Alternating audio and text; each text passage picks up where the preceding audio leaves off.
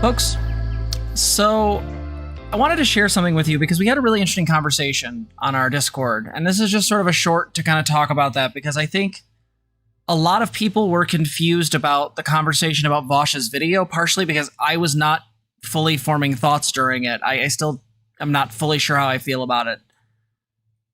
But I wanted to share this with you because I thought it was a really good metaphor. Or analogy. We had a person in the server, I won't name them, but they asked the question, what are xenogenders? How does that work? Or what is neopronouns? Why are those a thing? Why does that ever? And they were coming from a religious background, right? And that's fine. That's their deal. But I wanted to share this with somebody because I think this is kind of a thing. And I'll post this in links for stream as well when I'm done.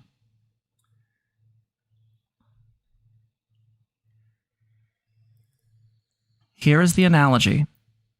I will use color. To be clear, I am not referring to race, but simple spectrums of light. Just colors, okay? So imagine the whole world is black and white. You are born one or the other. You might have been born the color black, but it turns out you feel like you should be white.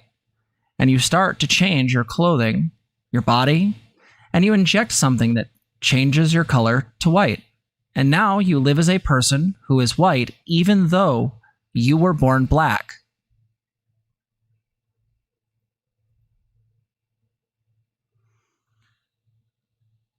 And one day you might realize that some people do not feel black or white, or maybe they feel both black and white. So now suddenly there is gray people, and gray people could present more black or more white, but they are still a shade of gray. And with a little bit more experience, you suddenly realize that there are other colors. Maybe red, blue, purple, all sorts of shades and textures. Now, despite the person now experiencing black, white, and all shades of gray, and now color,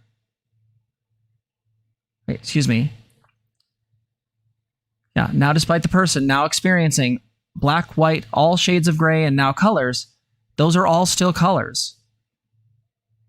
They all are pointing to the same essential quality. Now, some people might say that red isn't really a color, but how is it not? If it correlates to the other's experience of their color, or their traditional colors, or the traditional colors of black and white, then it would still be a color. What we're pointing at is the idea that xenogenders, let's say we'll use the comical effect because Blair White loves this one. Let's say you're a bunny gender. Okay. Do you actually think you're a bunny? No. No one thinks that unless they're deluded or they're fucking with you. But let's say, just as a side note, they suddenly realize that in order to describe the internal workings of where the slot is in their experience for gender,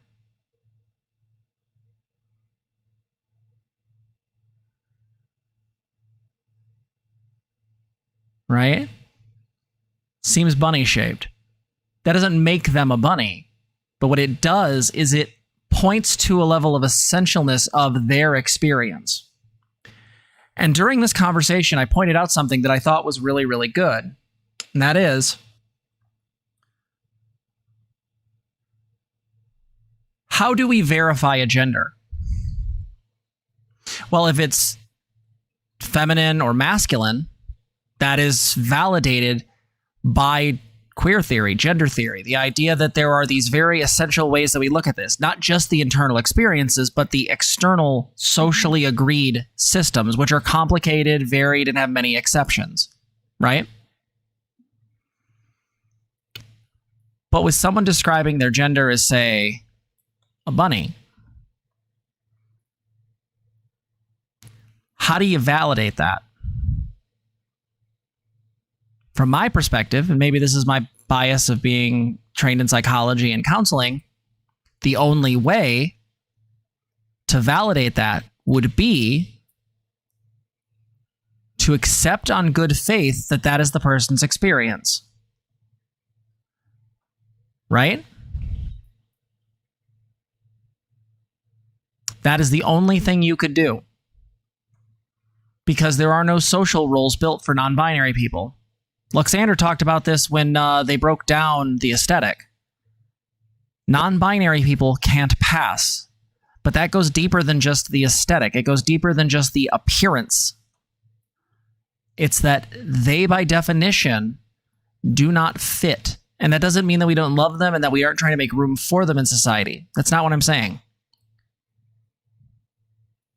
But the simple fact is that one of the reasons why non-binary fucks with people so much is because there's not an immediate internal system of what that person should be like.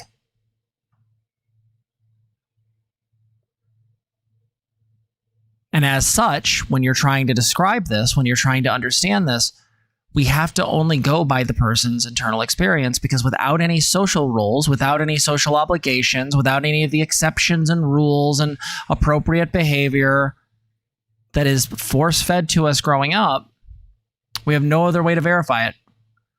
Is it possible that people do this for attention? Sure. Now, on this channel, we've been very clear that I don't give a fuck about that. Zena doesn't give a fuck about that. Attention is a good thing. It doesn't matter. And while that might fit into Vosh's definition of nicknames, I would say not really. Because we know that not every trans person has dysphoria. We know that many people have gender ambiguity and gender apathy, right? Yeah. Right?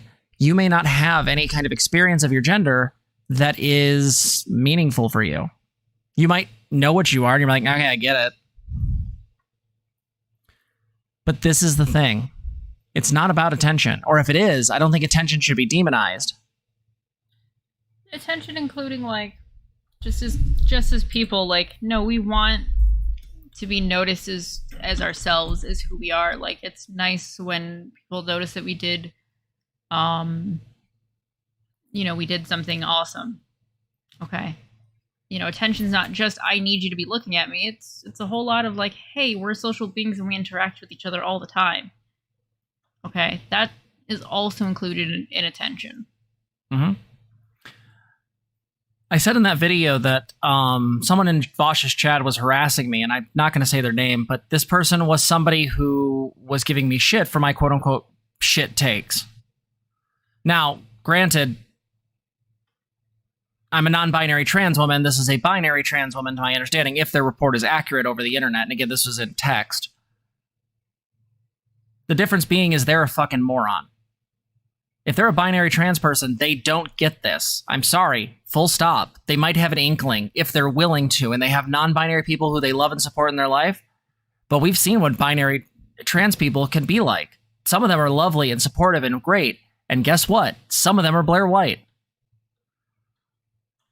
So this isn't just cis people pay attention. This is binary trans people pay the fuck attention.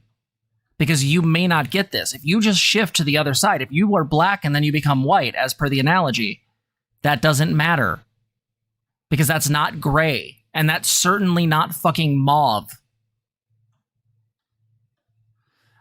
I went on to say, another way to think of this is that when you feel into the part of yourself that is related to your gender, what is that experience like? Do thoughts of women and feminine things come to mind, or maybe just a certain feminine essence? For some, what they look at comes back as an error in the bimodal ideal of gender, because it doesn't correlate to masc or femme, or even the absence of them. Maybe the first thing comes to mind is a bunny, or for me, the fae. We use metaphor and narrative to describe an experience pushing at the edge of human experience. So think about that. I'm a transhumanist by nature. If I could be a cloud of nanites turning into various sexy girls throughout the day, I would do it. I want consciousness to be able to give into bunnies. I want it to give into octopi. I literally want eclipse phase to happen without all the head-stealing robots and, the psychotic AI trying to wipe us off the planet. What I want is a future where people have limitless freedom to be however they wish to be. Because none of it fucking is an issue. It doesn't hurt anyone. It doesn't do anything. So when you look in and you see what the fuck is happening internally, and you try your damnedest to try to get it to fit in that fucking spectrum. Mask, femme, non-binary, you're like just trying to hammer it in there like a fucking square peg in a round hole, and guess what? It doesn't work. No matter how much you hammer. But if you go off map, you go off road, all of a sudden, maybe it makes sense. Maybe there's language.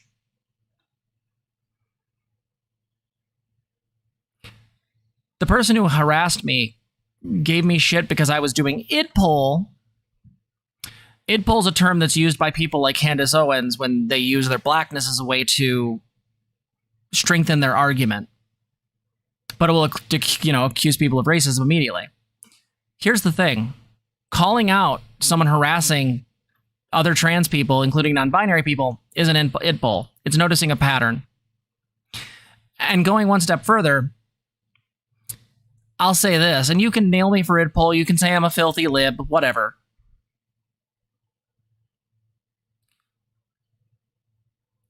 This is something cis people don't get to know. They can try, they can academically understand it, they can try to dig their heads into it and try to ask as many trans and non-binary people what they experience, but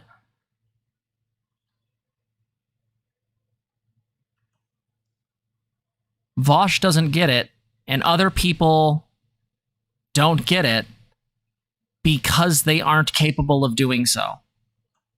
Or they don't want to. They're willing to play the respect game, they're willing to do this, but they aren't willing to really understand. Like Contra said, I don't want to just dogmatically do something, I want fucking converts. So I want you guys to understand this analogy, that what we're talking about is really a useful metaphor or analogy in color. Understand this. Despite the fact that you've grown up with this idea of there only being these two extremes, black and white, there's a ton of gray. And even off that road, there's actually a lot of depth and a lot of difference.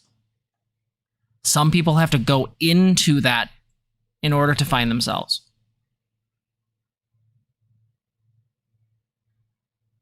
So don't you dare reduce it down to just attention. And don't you fucking dare reduce it to some sort of meaningless task of, oh, we're just playing politics and being respectable. No, that's some lib shit. We respect it because that's their fucking identity.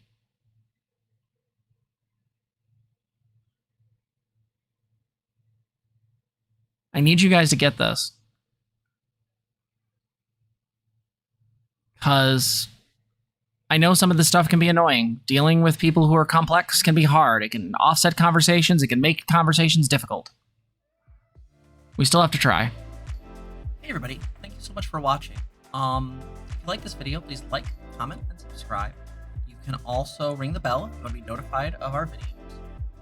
If you want to help the channel, you can donate at streamlabs.com/transgirltherapist/tip. You also can become a patron at patreon.com/transgirltherapist. For as low as $3, you can support our channel. Thanks for watching.